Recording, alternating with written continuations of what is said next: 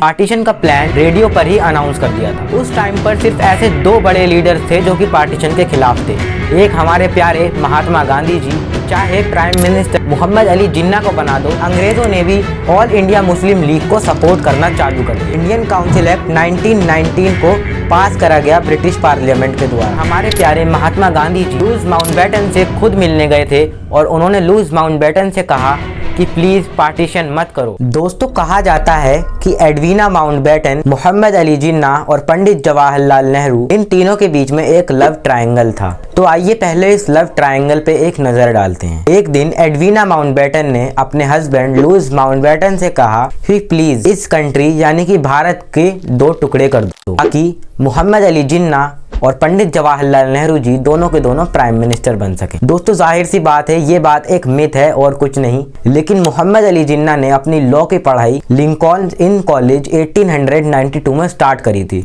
उस टाइम पे पंडित जवाहरलाल नेहरू तो सिर्फ एक 3 साल के बच्चे थे और एडवीना माउंटबेटन का तो जन्म भी नहीं हुआ था। एडवीना का जन्म 1901 में हुआ था और नेहरू ने अपनी education Trinity college Cambridge university से 1907 में स्टार्ट करी थी। दोस्तों, 18 जुलाई 1947 ब्रिटेन के किंग ने पार्टीशन के प्लान को एक्सेप्ट कर लिया था।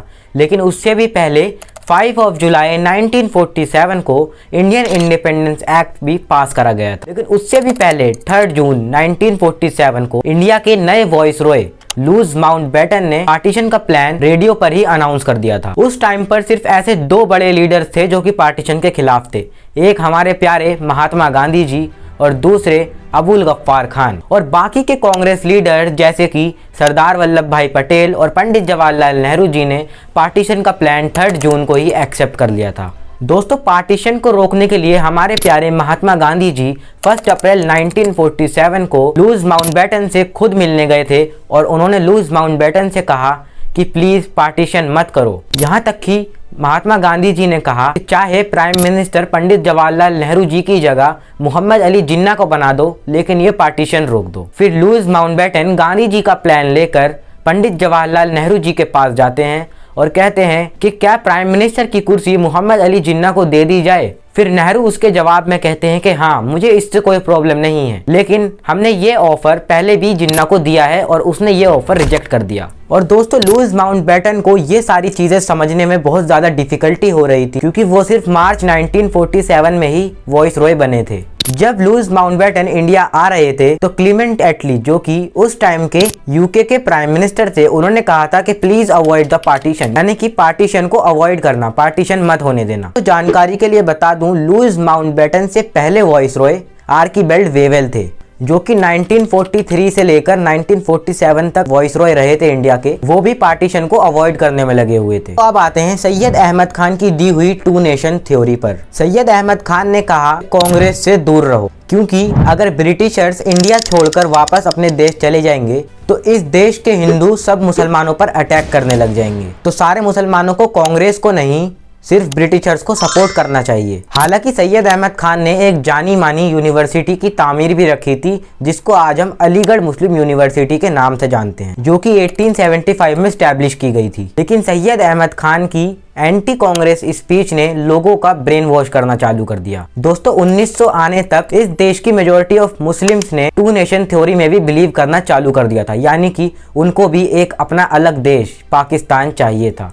और इन्हीं सब कारणों के वजह से all India Muslim league establish करी जाती है। जैसे कि आप सबको पता है, britisher divide and rule policy का बहुत इस्तेमाल करते थे, यानी कि लोगों को धर्म और जाति के नाम में बांटकर भारत पर हुकूमत कायम कर सकें। तो इसीलिए अंग्रेजों ने भी ऑल इंडिया मुस्लिम लीग को सपोर्ट करना चालू कर दिया। दोस्तों, यहाँ तक कि ऑल इंडिया मुस्लिम लीग ने मुस्लिम्स के अलग इलेक्टोरेट की डिमांड भी रख दी।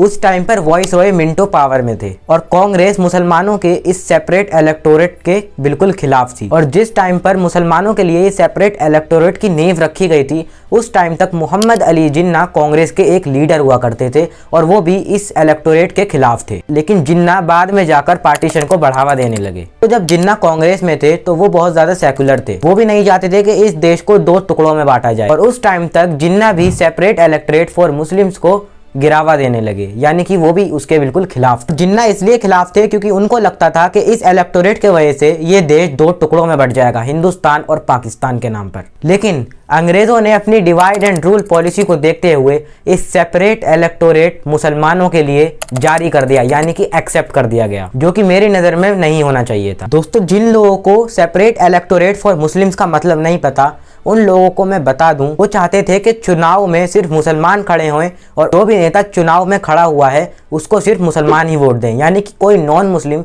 हिंदू, क्रिश्चियन या सिख उसको वोट नहीं दे सकता, सिर्फ मुसलमान ही एक मुसलमान को वोट दे सकते हैं। और ब्रिटिशर्स ने ये प्लान एक्सेप्ट करा था इंडियन काउंसिल एक्ट 1909 के तहत, जिसको मोरली मिंटो रिफॉर्म भी कहा जाता है। लेकिन दोस्तों, अंग्रेजों का इससे भी मन नहीं भरा। इंडियन काउंसिल एक्ट 1919 को पास करा गया ब्रिटिश पार्लियामेंट के द्वारा, यानी कि अगर कोई सिख खड़ा होता है तो उसको सिख ही वोट डालेगा, और कोई यूरोपियन खड़ा होता है तो उसको यूरोपियन ही वोट डालेगा। ये अंग्रेज ऐसे ही फालतू लॉ निकालते रहे और हमारी भारत की यूनिटी को तोड़ते गए। दोस्तों, यही चीजें देखते हुए हिंदुओं ने कहा कि सारी चीजें तो ईसाई, मुसलमान और सिख जैसे लोगों के लिए हो रही है, हमारे लिए यानी कि हिंदुओं के लिए तो कुछ हो ही नहीं रहा। ऑल इंडिया मुस्लिम लीग की तरह एक नई पार्टी हमारे सामने निकल कर आती है, जिसका नाम था अखिल भारतीय हिंदू महासभा। ये पार्टी मदन मोहन मालवीय के द्वारा स्टैब्लिश करी गई थी। दोस्तों, इसके बाद 1925 में केशव बलिराम ने इसकी तरह एक और नई पार्टी की बुनियाद रखी, जिसका नाम था राष्ट्रीय स्वयंसेवक संघ,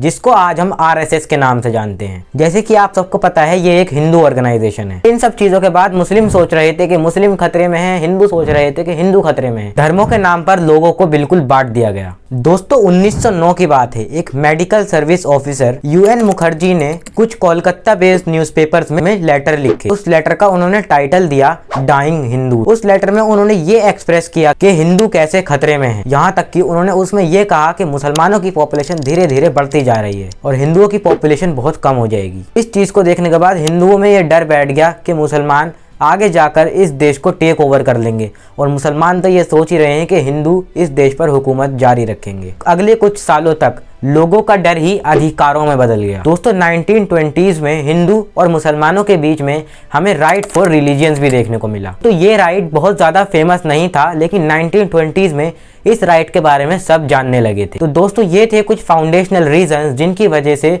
हमारे देश के दो टुकड़े यानी कि पाकिस्तान और इंडिया बन गया। तो ये थी मेरी आज की वीडियो अच्छी लगी हो तो वीडियो को लाइक कर देना, चैनल पर नए हो तो चैनल को भी सब्सक्राइब कर देना, और कमेंट में अपना ओपिनियन ज़रूर देना। ऐसी ही वीडियो मैं लाता रहता हूँ। तब तक के लिए जय हिंद, जय भारत।